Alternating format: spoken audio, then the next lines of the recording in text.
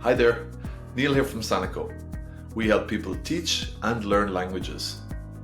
In today's video, we're going to talk about a skill that should be in every teacher's toolbox. That is the skill of elicitation. So, what is elicitation? Elicitation is a pedagogical technique to prompt or gain responses from students, all the while reducing teacher talking time. In this video, we're going to look at some audio elicitation techniques, visual elicitation techniques, and kinesthetic elicitation techniques, as well as some do's and don'ts. So, let's get started. Now let's take a look at some do's and don'ts of elicitation. Use open-ended questions. Questions that require more than a simple yes or no answer can help students to speak more and encourage critical thinking and discussion. Be patient. Give students time to think about their answers. Don't rush them or cut them off too quickly. Likewise, speak slowly in a relaxed manner. The learning process takes time. Give positive reinforcement. Praise effort, not just the correct answer. Encourage students to participate by praising their effort, even if they don't get the answer right. Don't interrupt. Interrupting a student can cut off their train of thought and prevent them from fully exploring and articulating their ideas. Don't put students on the spot. Don't force students to answer questions if they're uncomfortable doing so.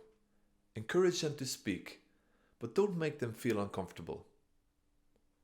Avoid leading questions that suggest a certain answer or opinion, as this can limit students' ability to think critically and come up with their own ideas. Now let's look at some audio elicitation examples. Predicting what comes next. The teacher plays an audio clip and asks the students to predict what will happen next. This type of task encourages students to engage with the material and think creatively about what might happen next.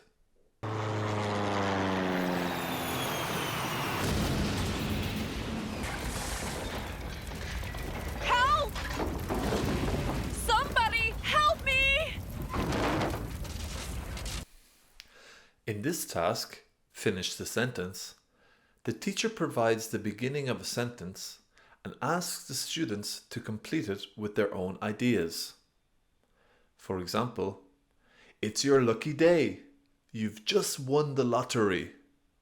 What would you do?" If I won the lottery. The final exercise for audio elicitation is listen and repeat. The teacher plays a series of musical genres and asks students to repeat what they have just heard by describing the sounds, how it makes them feel, and which adjectives they would use to narrate the music.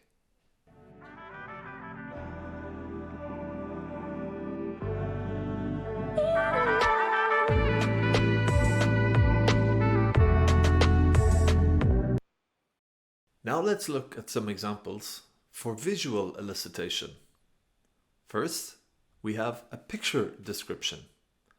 The teacher can show a picture or image and ask the students to describe what they see using complete sentences. Then, once the student has provided their own suggestions, a pre-made task should be shown to them to compare. Role plays are a great creative way to engage students and bring some laughter into the classroom.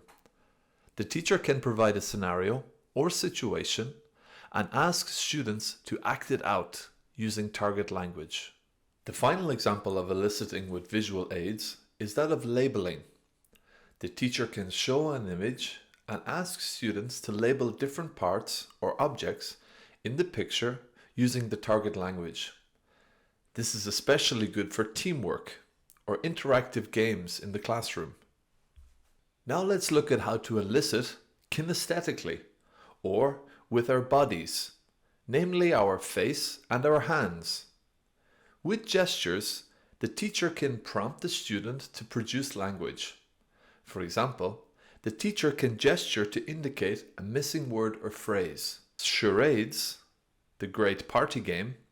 Here the teacher asks the students to act out a word or phrase using gestures and body language. Total physical response, mostly used with young learners, is used to prompt students to produce language through physical actions. For example, the teacher can ask the students to stand up, sit down, in response to different verbal prompts in the target language. For more tips and videos on how to incorporate the best contemporary learning solutions into your classroom, subscribe to Sanako's YouTube channel now.